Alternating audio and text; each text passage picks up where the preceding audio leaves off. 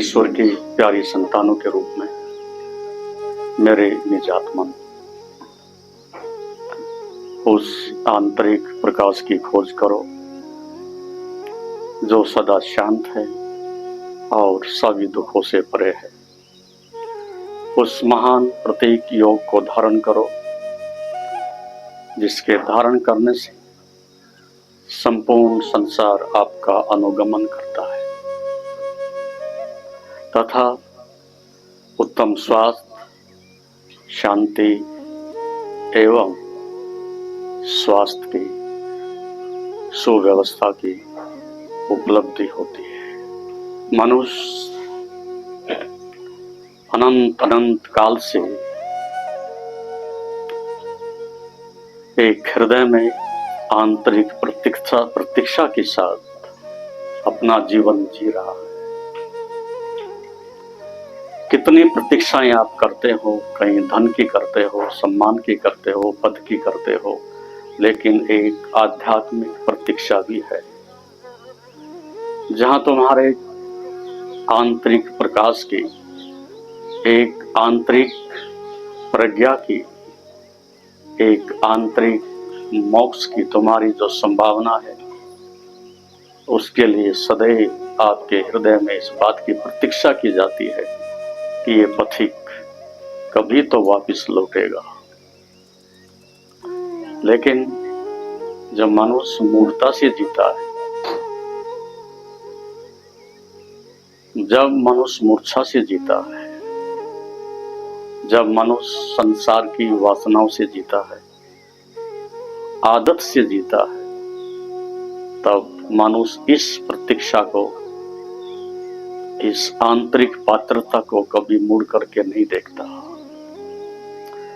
ऋग्वेद के ऋषि ने सुंदर कहा है कि बुद्धे जागरणम,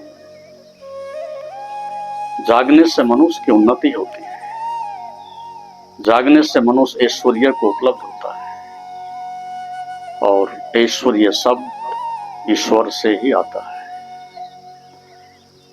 ईश्वर के पास समस्त सृष्टि का ऐश्वर्य है, इसलिए उसको ईश्वर कहते हैं। और आप उसकी संतान हो तो वो ऐश्वर्य आप में भी समाहित है।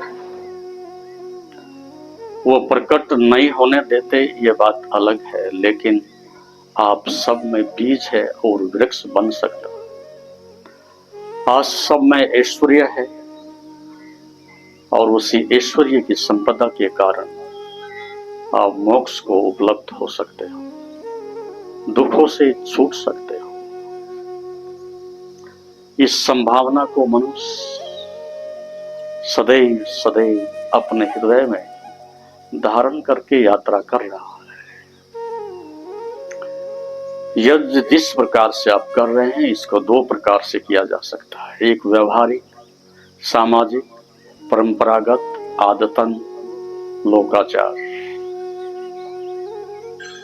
कर लेते हैं बस और हो जाता है, लेकिन करने में और होने में बीच में एक आंतरिक अवस्था भी है। जब चीजें परिधि पर घटित होती हैं तब वो संसार को उपलब्ध होती हैं। जब वस्तुएं मनुष्य के मन पर घटित होती हैं तब वो धर्म की ओर आकर्षित होती है। जब वह प्रज्ञा की ओर आकर्षित होती है तो ध्यान की तरफ आकर्षित होती है, और ध्यान की तरफ जब आकर्षण होता है तो समष्टिगत एक महायज्ञ बराबर आपके अंदर से होता है। इसकी महिमा अनंत है। जब मनुष्य को इस आंतरिक यज्ञ की उपलब्धि हो जाती है, उसी को हम मुक्त पुरुष कहते हैं। उसके चारों ओर से इस प्रकार की एक प्रकाश की, एक आंतरिक प्रज्ञा की चारों दिशाओं में प्रकाशमान होकर के मनुष्य को समस्त दुखों से और बंधनों से मुक्ति मिलती है। और यही मनुष्य होने का सबसे बड़ा श्रेय है, सबसे बड़ा पुण्य है, सबसे बड़ा मनुष्य का सौभाग्य है कि वो दुख से मुक्त हो जाए। यदि दुख नहीं होता तो धर्म भी नहीं होता। दुख नहीं होता तो मोक्ष भी नहीं होता, दुख नहीं होता तो योग भी नहीं होता। इसलिए सांख्यकार ने, कपिल मुनि ने अथे त्रिविधम दुखम अत्यंत निवर्ति अत्यंत पुरुषार्थ सुंदर कहा है कि मनुष्य यदि संसार में दुख ना होता तो न प्रार्थना करता, न उपासना करता, न मोक्ष की कामना करता। आप ही सोचो, यदि आपके जीवन में कभी भी कोई दुख ना हो तो क्या आप प्रार्थना करेंगे? क्या आप दान देंगे? क्या आप सत्संग करेंगे? क्या आप धर्म की शरण जाएंगे? नहीं। दुख है और बहुत प्रगाढ़ है। आप देखते हैं और अनुभव करते हैं, जो भी आप कार्य करते हैं उसका प्रारंभ तो सुख होता है, लेकिन परिणति, उसका अंत दुख होता है। इसलिए योग के ऋषि ने कहा है कि परिणाम ताप संस्कार दुखे गुण वृत्ति वृद्धाच दुखम एवं सर्वम विवेकिना। इस संसार में परिणाम रूप में सब दुख है। आप जन्मते हैं लेकिन परिणति मृत्यु होती है। आप धन अर्जित करते हैं, परिणति गरीबी में होती है। आप सुख से आरंभ करते हैं, परिणति दुख होती है। आप मित्रता में आरंभ करते हैं, परिणति शत्रुता होती है। आप सम्मान की अपेक्षा से आरंभ करते हैं, परिणति अपमान होता है। आप कुछ भी करें लेकिन परिणाम रूप में अब तक आपके हाथ में जो आया है वो दुख है। चाहे गृहस्थ आश्रम हो, चाहे वानप्रस्थ हो, चाहे ब्रह्मचर्य अवस्था हो, सभी ओर से मनुष्य के पास दुख और दुख और दुख की एक लंबी कतार है। ऐसा लगता है कि जैसे हम जीवन जीने के लिए नहीं, दुख भोगने के लिए पैदा हो गए। लेकिन नियति से, रीत से, ईश्वर की संविधान में ऐसा नहीं है। ऐसा कब होता है? जब मनुष्य की अस्तित्व से, परमात्मा से, सत्य से, जीवन से पीठ फिर जाती है और संसार की ओर, वासनाओं की ओर, इच्छाओं की ओर, कामनाओं की ओर अभिमुख हो जाता है। इसलिए ऋषि ने कहा है, कौन किसको अधिक प्रेम करता है? स्वयं की आत्मा को, स्वयं की निजता को, या कि भौतिक पदार्थों को? दुख का एक ही अर्थ है कि आपने भौतिक पदार्थों पर भरोसा किया है। दुख का एक ही अर्थ है कि आपने दूसरे में सुख ढूंढा है। दुख का एक ही अर्थ है कि मैं जीत लूंगा और अपनी महत्वाकांक्षा को पूरा कर लूंगा। दुख का एक ही अर्थ है कि मैं सबसे प्रथम और श्रेष्ठ हूं। ऐसा अहंकार केंद्रित व्यक्ति कभी सुखी नहीं हो सकता। इसलिए समीक्षा करें, बार बार मंथन करें, चिंतन करें। जब भी दुख आता है तो उसके पीछे आपका सदैव एक भौतिक दृष्टिकोण, एक महत्वाकांक्षा का दृष्टिकोण और एक मैं श्रेष्ठ हूं इसका दृष्टिकोण। इसलिए आप अच्छी प्रकार से सुनते हैं, देखते हैं, चलते हैं, लेकिन ये सब मूर्छा में होता है। तो वेद के, ऋग्वेद के ऋषि ने जो कहा कि जो जागता है वो परम अवस्था को उपलब्ध होता है। जो जागता है वो दुखों से मुक्त होता है। जो जागता है वो संसार में समस्त ऐश्वर्य को प्राप्त कर लेता है। आगे ऋषि कहता है, भूते स्वप्नम, जो सौपन में रहता है, मूर्छा में रहता है, उसका अधोपतन होता है। इसलिए संसार में दो ही तरह के व्यक्ति हैं। एक जो जागृत हैं, जो ध्यानी हैं, जो योगी हैं, तपस्वी हैं, सही अर्थों में अपने अंतस से रूपांतरण करके धार्मिक हैं। मेरी बात पर ध्यान देना। दो तरह के लोग धार्मिक दिखाई देते हैं। एक परंपरागत, जाति से, भाषा से, परिवार से, समाज से। उस धर्म का कोई अर्थ नहीं जो तुम्हें नहीं बदलता। उस धर्म का कोई अर्थ नहीं जो तुम्हें अंधकार से नहीं निकालता। उस धर्म का कोई अर्थ नहीं जो तुम्हारे अंधकार को, अज्ञान को नहीं मिटाता। धर्म हो और दुख ना मिटे, ये संभव नहीं। प्रकाश है तो अंधकार मिटता ही है। भोजन करते हैं तो भूख मिटती है। आप एक अर्थ में सब धार्मिक हो, कोई हिंदू है, कोई मुसलमान है, कोई ईसाई है, कोई आर्य समाजी है। एक अर्थ में तुम सब, ऐसा आदमी पृथ्वी पर ढूंढना दुर्लभ है जो अपने को धार्मिक नहीं समझता। नास्तिक तो कोई कहता ही नहीं अपने को। मानते सभी हैं, कोई किसी को मानता है, कोई किसी को मानता है, कोई साकार को मानता है, कोई निराकार को मानता है। लेकिन तुम्हारे मान्यताओं से और धारणाओं से कुछ नहीं होता। जीवन तो रूपांतरण मांगता है, जीवन तो कीमत मांगता है, जीवन तो साधना मांगता है, जीवन तो पात्रता मांगता है, जीवन पवित्रता मांगता है।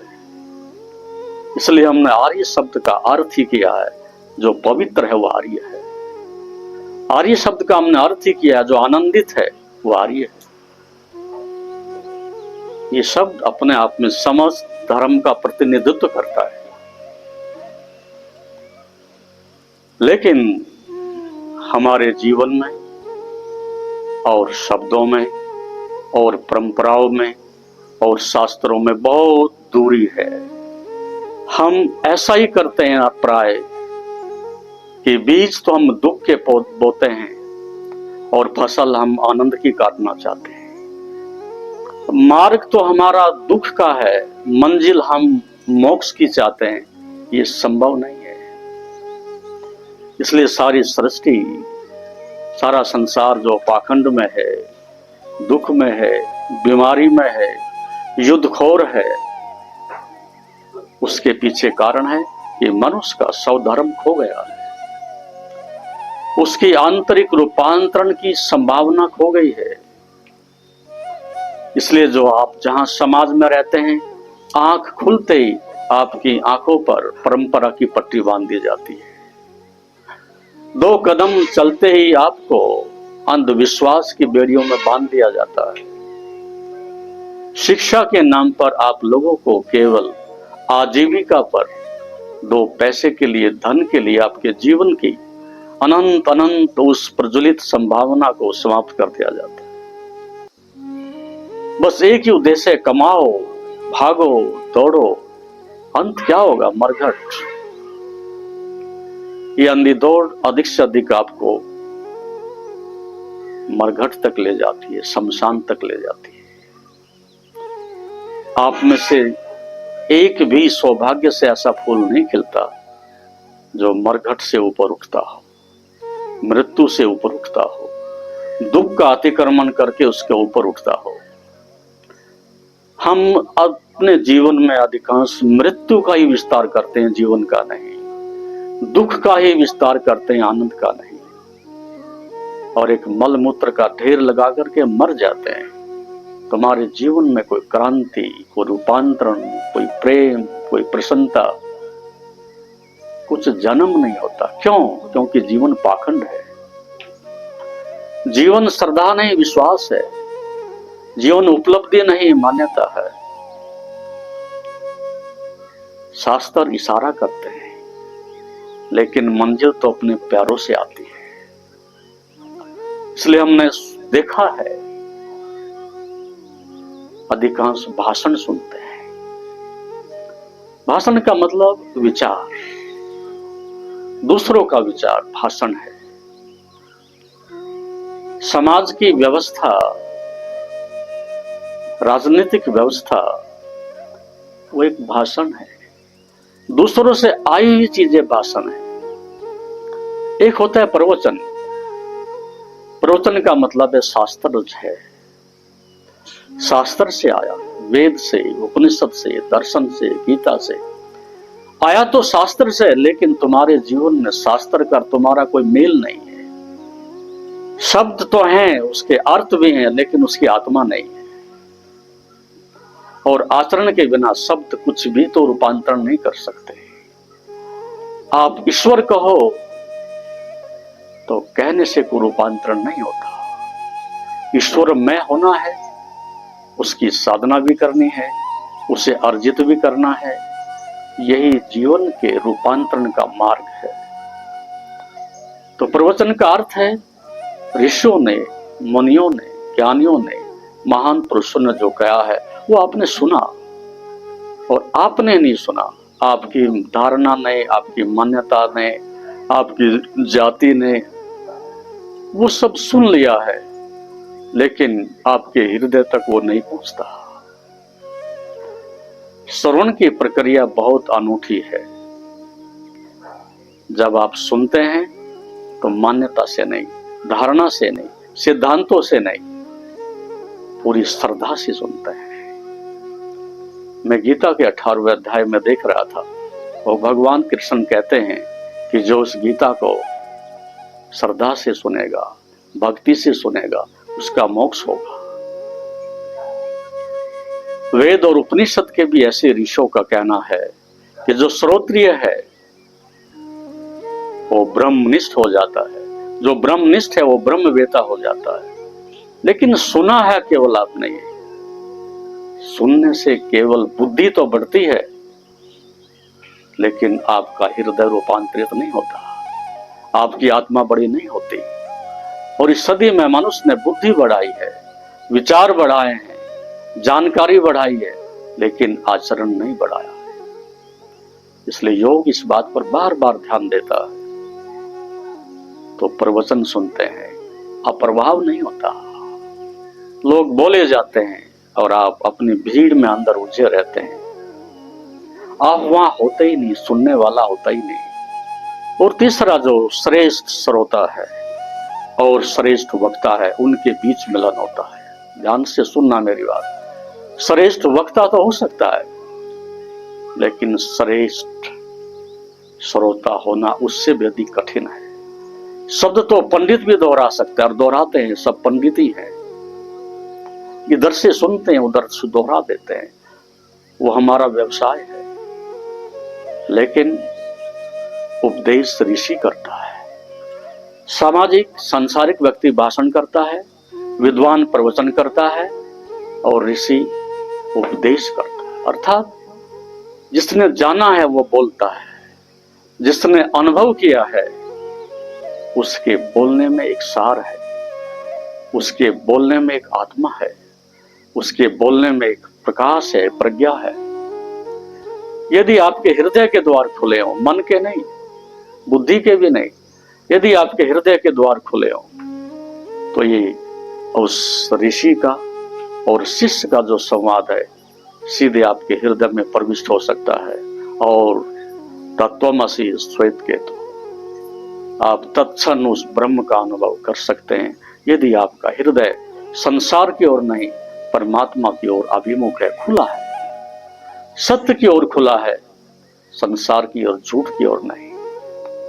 लेकिन हमने झूठ और दुनिया इतनी चारों तरफ से इकट्ठी की है कि वहां सत्य की आवाज पहुंच ही नहीं सकती, परमात्मा की सुगंध वहां छू नहीं सकती, प्रकाश वहां कभी प्रवेश कर नहीं सकता, क्योंकि अंधकार की हमने ठीक ठीक व्यवस्था की हुई है। ऐसे में रूपांतरण नहीं होता, न धर्म मिलता है, न शांति मिलती है, न जीवन में आनंद मिलता है। मिल सकता है, लेकिन तुम उसको मिलने नहीं दे रहे हो। औंधा घड़ा कितनी वर्षा हो, एक बूंद नहीं जाती उसके अंदर। लगभग आप औंधे खड़े, पल्ला झाड़, सोने और चले गए, लेकिन सुनना ही पर्याप्त नहीं होता, करना भी पड़ता है, और करने में कीमत चुकानी पड़ती है, वो आप देने को राजी नहीं। अभी मैंने कहा, किसका मूल्य अधिक है, किससे अधिक प्रेम है, स्वयं की आत्मा से या सांसारिक पदार्थों से? कितने आश्चर्य की बात है। आप धन के लिए मर रहे हो, धन के लिए अपने बहुमूल्य जीवन को बहा रहे हो, धन के लिए अपने जीवन की ऊर्जा को नष्ट कर रहे हो, धन के लिए अपने जीवन को आहुति दे रहे हो,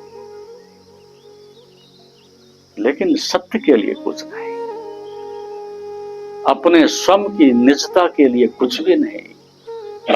पद के लिए, यश के लिए, धन के लिए आदमी अपने को स्वाहा कर रहा है। अभी आप यज्ञ में बोलते हो स्वाहा, तुम्हारे पास कुछ है ही नहीं तो स्वाहा क्या करोगे? झोली में है नहीं तो दान क्या करोगे? तुम्हारे पास त्यागने को कुछ है ही नहीं तो स्वाहा क्या करोगे? नहीं, ये संभव नहीं। ये तब संभव है जब आप यज्ञ करते हो तो उसका एक विज्ञान है। ये जो यज्ञ वेदी है इसको हमने संतोष कहा है। संतोष का अर्थ है जो दे दो स्वीकार है, कम दे दो तो भी स्वीकार है, अधिक दो तो भी स्वीकार है। यज्ञ वेदी कभी शिकायत नहीं करती, वो सब स्वीकार करती है, इसलिए उसमें परम संतोष है। ऐसा हृदय चाहिए जो सर्व स्वीकार करे, कोई शिकायत ना करे। ये बड़ी कठिन साधना है, क्योंकि जो व्यक्ति मनन करता है वो सकारात्मक है, जो सकारात्मक है वो कभी शिकायत नहीं करता। हो सकता है दूसरे व्यक्ति में दोष हो, लेकिन घृणा करने से, सजा देने से, नकारात्मकता रखने से, उसे अपने से दूर करने से कुछ भी नहीं होगा। उसे प्रेम भी चाहिए, पोषण भी चाहिए, दिशा भी चाहिए, तब उसमें रूपांतरण हो सकता है। कौन है ऐसा इस पृथ्वी पर जिससे पाप नहीं होगा? कौन ऐसा आदमी जो भटका नहीं है? कौन आदमी ऐसा है जो संसार में पाप नहीं किए? नहीं, अनुभव के बिना कोई मुक्ति नहीं है। दुख में गिर के पता चलता है कि सुख क्या है, और पाप से पता चलता है कि पुण्य क्या है, और बंधन से ही गुजर के पता चलता है कि मोक्ष क्या है। लेकिन गिरना आदत बन जाए तो अधर्म है, गिरना आदत बन जाए तो पाप है, गिरना हमारा एक जीवन का ढंग बन जाए तो विनाश है। ऋषि कहता है सीखो, अनुभव करो। जहां एक बार गलती हुई है दोबारा ना दोहराना, यही धर्म है। जो बार बार दोहराता है, आदत से दोहराता है और उसी का अनुगमन करता है, उसके जीवन में कभी रूपांतरण नहीं होता। इसलिए ऋषियों ने कहा यदि क्रोध आ भी जाए तो अधिक देर मत ठहरने देना, और क्रोध आ भी जाए तो लड़ना मत, समझने की कोशिश करना। और समझ से सब बदल जाता है, आंख बंद कर लेने से नहीं बदलता। आज तक आप क्रोध से लड़ते रहे लेकिन हारे हो। क्रोध क्यों है इसे समझ लेना क्रोध से मुक्ति है। जैसे कि बिल्ली को देख के कबूतर आंख बंद कर लेता है, लेकिन बिल्ली तो आंख बंद नहीं करती। तो जो काम है, क्रोध है, लोभ है, अहंकार है, कुछ भी ऐसा हो, जानने से ही मुक्ति है, अनुभव से ही मुक्ति है। उसे देखना होगा, स्वीकार करना होगा, आंखें बंद नहीं, आंख खोल के अच्छी तरह से देखना होगा कि हो क्यों रहा है, क्रोध आ क्यों रहा है, दूसरे से आ रहा है या मेरी अज्ञानता से आ रहा है, अपेक्षा से आ रहा है, इच्छा से आ रहा है, किस प्रकार से आ रहा है। तब आप पाएंगे कि क्रोध का मैं स्वयं कारण हूं। दो प्रकार से आप किसी व्यक्ति से व्यवहार कर सकते हैं। एक,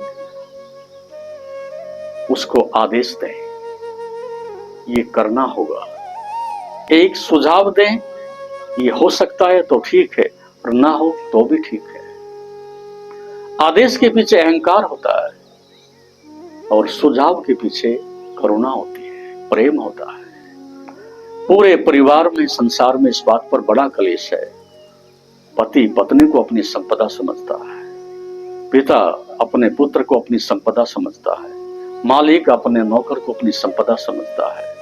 और जब तक ये नौकर और मालिक का व्यवहार रहेगा, मैं आदेश दूंगा और उसे पालन करना है, ये हिंसा का व्यवहार रहेगा, समाज सुंदर नहीं हो सकता, श्रेष्ठ नहीं हो सकता। आपका अहंकार सदैव ये चाहता है मैं जीत जाऊं और दूसरा हारे, मैं गलत कहूं तो भी सही हो। ऐसा संभव नहीं होता है। यदि आप अपनी पत्नी से कह सकें, हे प्रिय, आप स्वीकार करें तो ठीक, ना करें तो ठीक, ये मेरा सुझाव है, आग्रह नहीं।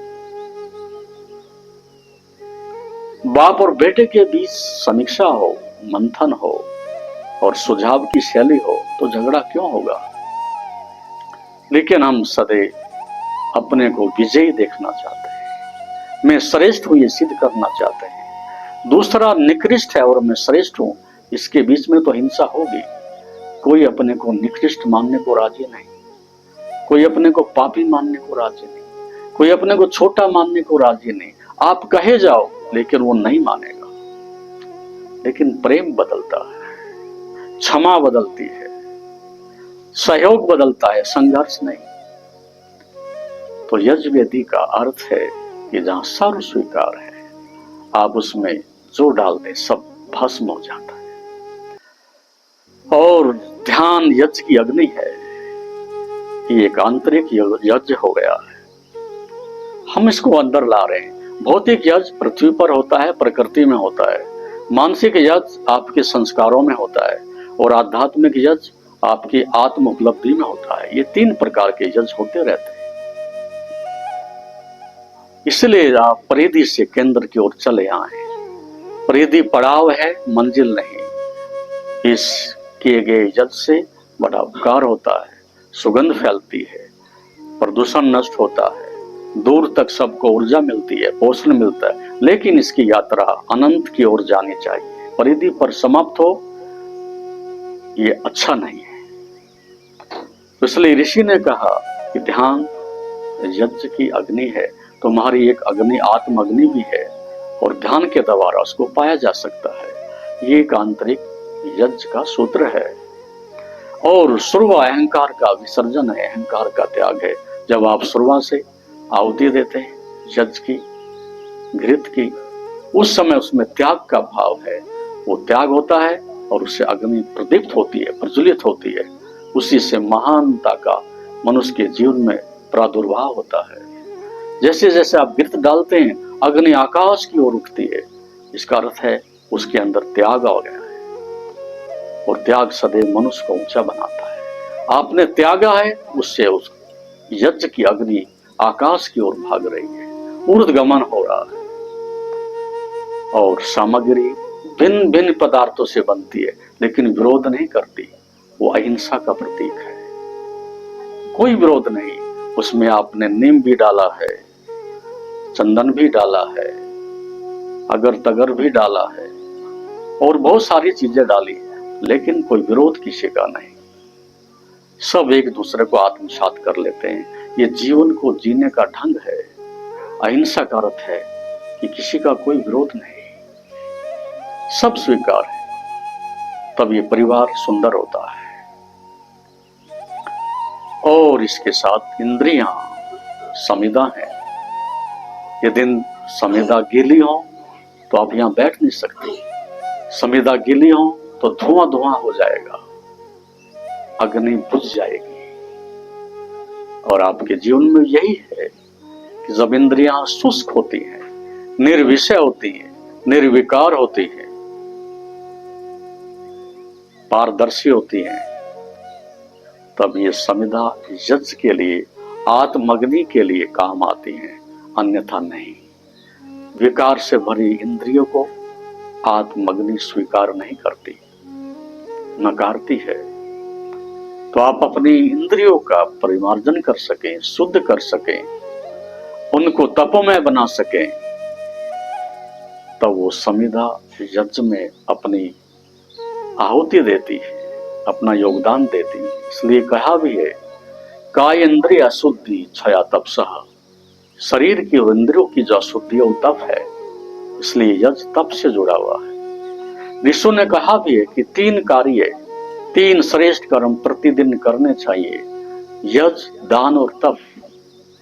गृहस्थ आश्रम की आधारभूत नींव है, जहां प्रतिदिन यज्ञ भी होता है, दान भी होता है, सत्संग भी होता है, साधना भी होती है।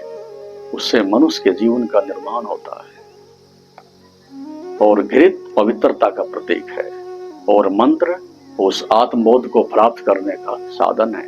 इस प्रकार से इस यज्ञ से आप अपने इस समष्टिगत, अपने इस ब्रह्मांड में मोक्ष तक की यात्रा कर सकते हैं। इस प्रकार इस जीवन को सुंदर बनाने के लिए आप सतत अहरनिश उस साधना से, आचरण से सदैव सदैव प्रयास करते रहें, तो यहाँ कुछ भी असंभव नहीं। एक छोटी सी घटना और फिर मैं बात समाप्त करूंगा। इस देश में एक विशेष प्रकाश, एक विशेष हवा, एक विशेष सुगंध ऋषियों के नादि काल से बहती रही। उसमें एक नालंदा इस प्रकार की यूनिवर्सिटी, इस प्रकार का विश्वविद्यालय रहा है, जहां पर इस देश से नहीं अनेक अनेक देशों से, मिस्र से, यूनान से, लंका से, चाइना से, पता नहीं कहां से, कितनी दूर से लंबी यात्रा करके यहाँ आत्मज्ञान सीखने के लिए, दर्शन पढ़ने के लिए, आयुर्वेद सीखने के लिए आते रहे। और जब वो अपने घरों से निकलते थे, उतनी देर दूसरों देश से आते थे, तब घर वाले लगभग उनको अपनी अंतिम अलविदा देते थे। इतनी पहाड़ों की दुर्गम यात्रा है, इतनी नदियां है, शायद ये वापस नहीं लौटेगा। अब युवा है, लौटते लौटते वृद्ध हो जाएगा। हमने मान लिया है कि हमारे मध्य में से चला गया है।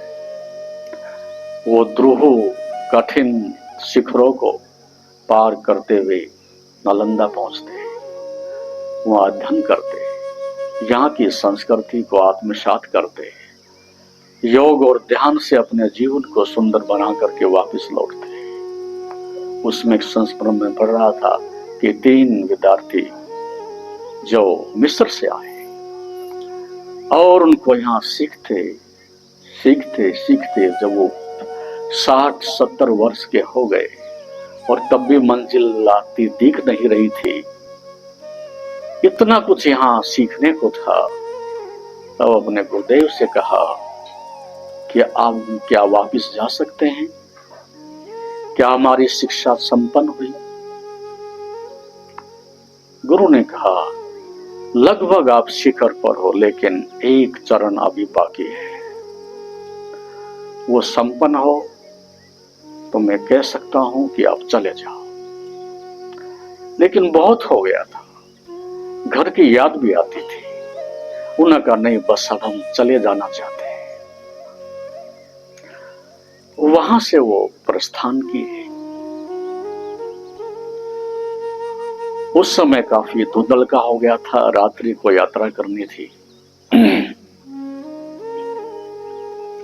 जिस समय वो सीमा से बाहर निकल रहे थे, जंगल में यात्रा पर अग्रसर हो रहे थे, उस समय देखा एक संकरी पगडंडी है, उसके ऊपर कांटे बिछे हुए हैं। उसमें से जो पहला विद्यार्थी था, शिष्य था, वो एक लंबी छलांग लगा करके उसका अतिक्रमण करके पार हो गया। दूसरे ने कांटे वही रहने दिए और साइड से रास्ता बना करके वो आगे निकल गया। तीसरा शिष्य, उसने देखा ये तो दोनों बातें अनुचित हो गई। कोई पीछे से मुसाफिर आएगा, अंधेरा है, कांटे हैं, पीड़ा होगी, दुख होगा, मैं इनको यहां से हटाए देता हूं। उसने उन कांटों को पीना, दूर किया, रास्ते को साफ किया। तब अकस्मात घटना घटती है कि उस पास की झाड़ी में से आवाज आती है, ठहरो।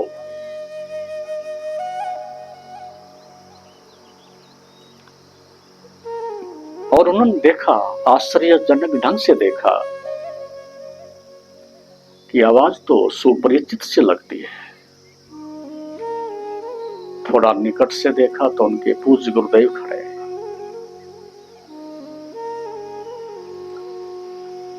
उन्होंने कहा कि दो तो असफल हुए और तीसरा सफल हुआ।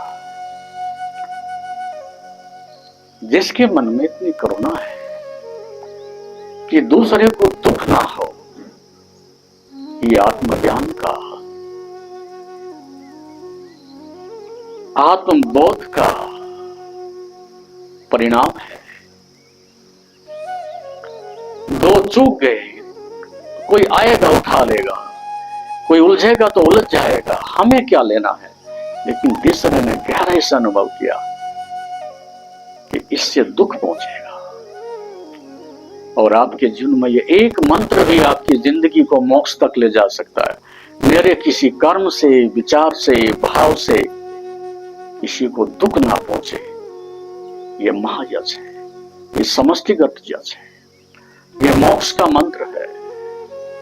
ऐसा व्यक्ति पृथ्वी पर देवताओं की तरह से विचरण करता है। इतनी भी साधना आप कर सके, लेकिन ये होगा ऋग्वेद के मंत्र से, बुद्धि जागरणम। ये जागरण से होगा, ये ध्यान से होगा, ये साधना से होगा, ये सजगता से होगा, ये एकाग्रता से होगा। ये ऐसे होने वाला नहीं कि सुन लिया पर्याप्त है, करना भी होगा। खड़े ही रहें, मंजिल नहीं आएगी, चलना भी होगा। इसलिए जीवन को साधना बना लीजिएगा, जीवन को एक परम पुरुषार्थ बना लीजिएगा। जीवन ऊर्ध्वगामी हो, एक उद्देश्य और अनुशासन बना लीजिएगा। कौन किसको अधिक प्रेम करता है, स्वयं की आत्मा को या भौतिक पदार्थों को, ये सोने से पहले विचार लीजिएगा